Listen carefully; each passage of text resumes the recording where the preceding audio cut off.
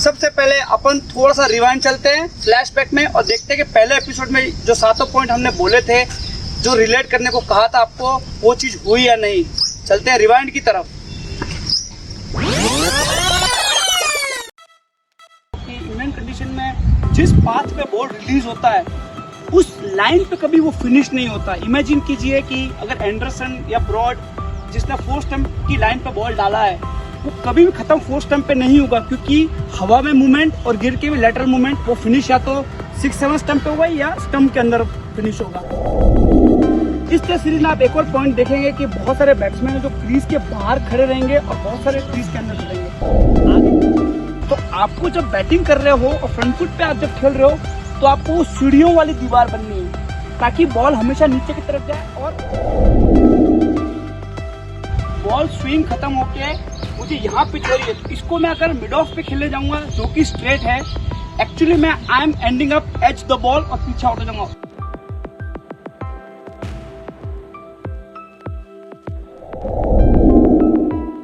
आपको अगर पता नहीं चल रहा था, आप रेडी रहो अंदर के लिए।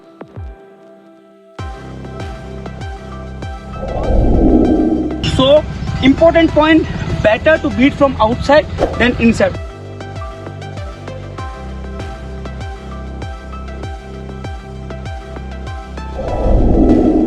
तो जब आप बैटिंग करते हो स्विंगिंग कंडीशन में और आपके कोई कैच छूटता है, एलबीडब्ल्यू होते हो, तो आपका नेक्स्ट बॉल में एज्यूम ये होता है कि नेक्स्ट बॉल वहीं पे आने वाली है।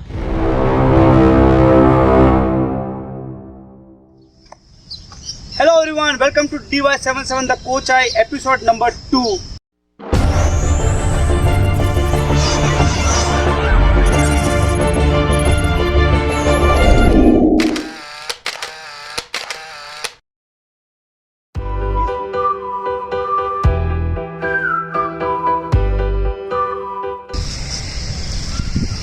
आपने इस टेस्ट सीरीज से क्या सीखा? सबसे पहले उस चीज़ पे अपन ध्यान देते हैं। बहुत सारी चीज़ें इस टेस्ट सीरीज में सीखने लायक थी।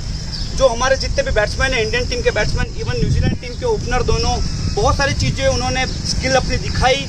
एक चीज़ जो सबसे ज़्यादा स्टैंड आउट की मेरे लिए और स्विंगिंग कंडीशन में सबसे बड़ा बैट्समैन का वेपन हो सकता है, वो एक अच्छा लेफ्ट। अच्छा लेफ्ट बैट्समैन करता कब है?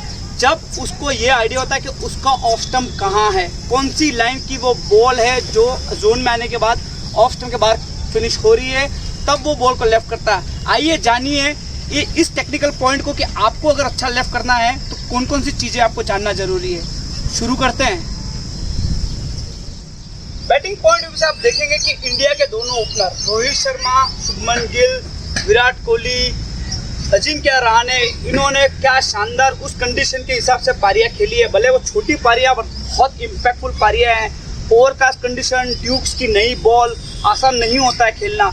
चारों जनों ने 31% एक चीज़ बहुत अच्छी की है, वो की है एक अच्छा लेफ्ट। उनको आइडिया था उनका ऑफ स्टंप कहाँ है। अगर आपको पता लगाना है आपका ऑफ स्टंप कहाँ है तो एक चीज़ जाननी जरूरी है, वो ये है, कोई भी बैट्समैन जब वो क्रीज पे आता है तो सबसे पहले वो अपना गार्ड लेता है। वो अपना गार्ड लेता क्यों है? तो उसको आइडिया होता है कि वो कौन से स्टंप पे खड़ा है।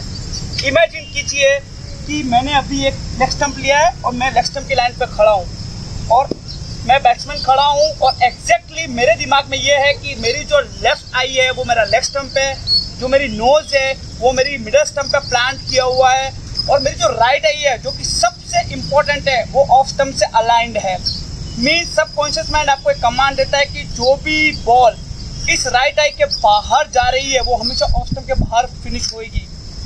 तो याद रखिए, बहुत सारे बैट्समैन हमेशा जजमेंट एरर करते हैं। वो जजमेंट एरर होता क्यों है? वो इसलिए होता है जब आप स्टांस में होते हैं और जैसे हमारी टेक्निकल टीम बता पाएगी कि मेरा जो हेड है ये मेरा लेग स्टंप है, ये मेरा मिडल स्टंप है, ये मेरा राइट स्टंप है, मतलब ऑफ स्टंप है। तो जब आप स्टांस में होते हैं तो आप बैलेंस होते हैं। जैसे आप बॉल के रिलीज से पहले अगर आप गिर गए ऑफ स्टंप पे तो ये जो तीनों स्टंप है वो उठ के इधर आ जाएंगे, और जो भी बॉल इस तरफ से बाहर लहराती हुई की और इस लाइन पे आ रही होगी उसको आप खेलते हैं ये सोच के कि ये राइट आई के सामने है और वो मेरे स्टंप को लग रही है, इसलिए वो आप बॉल खेलते हैं। लेकिन इमेजिन कीजिए कि आप बैलेंस में ही हैं और आपका हेड नहीं गिरा तो वो एक्चुअली बॉल 6th लाइन की है। सो आपका जो जजमेंट एरर से जो आप पीछे आउट होते हैं वो हमेशा बॉल की तरफ ज़्यादा कमिट हो जाते हैं और आपके जो तीनों स्टंप उठ के पीछे से आपको सामने दिखते हैं। आपको लगता है कि ये बॉल मेरे स्टंप की तरफ आ रही होती है। तो याद रखिए कि जितना बैलेंस में होंगे आप उतना आपको आइडिया होगा ऑफ स्टंप का। एक और चीज़, बहुत सारे लोग LBW होते हैं, उसका कारण भी यही है कि जब आप स्टांस में होते हैं आपके तीनों स्टंप दिखते हैं, जैसे आप लाइन में कमिट हुए, जो भी बॉल आपका इधर गिरी तो आपको ये लेफ्ट आई के बाहर है, आपको लगता है ये फ्लिक की बॉल है या फिर ये स्क्वायर खेलने की बॉल है क्योंकि ये लेग स्टंप के बाहर है। लेकिन अगर आप बैलेंस में आके देखेंगे तो बिल्कुल स्टंप पे फिनिश होगी। सो जितने भी इंडिया के बैट्समैन हैं, टॉप ऑर्डर, न्यूजीलैंड के टॉप ऑर्डर बैट्समैन हैं, कमेंडेबल जॉब किया है इन दोनों दिनों में। काफ़ी बॉल है जो पास में आके लेग स्टंप से और स्विंग होकर ऑफ स्टंप के बाहर फिनिश करी, उनको भी लेफ्ट किया। काफ़ी शानदार बैटिंग देखने को मिली।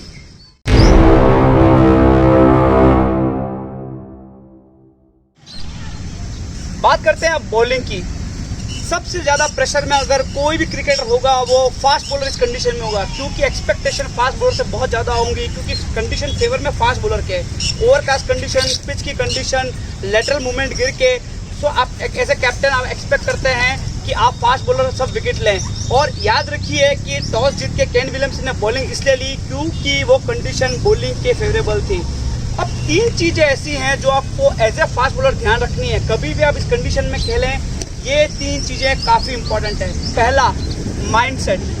कोई भी बॉलर जब ऐसी कंडीशन में बॉलिंग करने उतरता है तो बहुत ज़्यादा विकेट लेने के लिए भागता है, उसको लगता है कि हर गेंद में वो विकेट ले सकता है।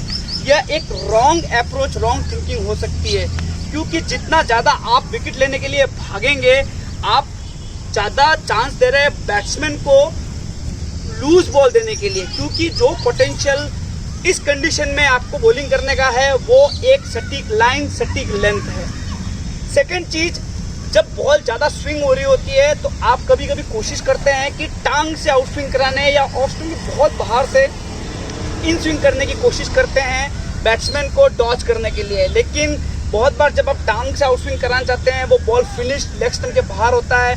सो स्कोरिंग जो अपॉर्चुनिटी है बैट्समैन के पास वो बढ़ जाती है, और जब वो एक या दो चौके आपको ओवरों में लगते हैं तो आप भी प्रेशर में आते हैं।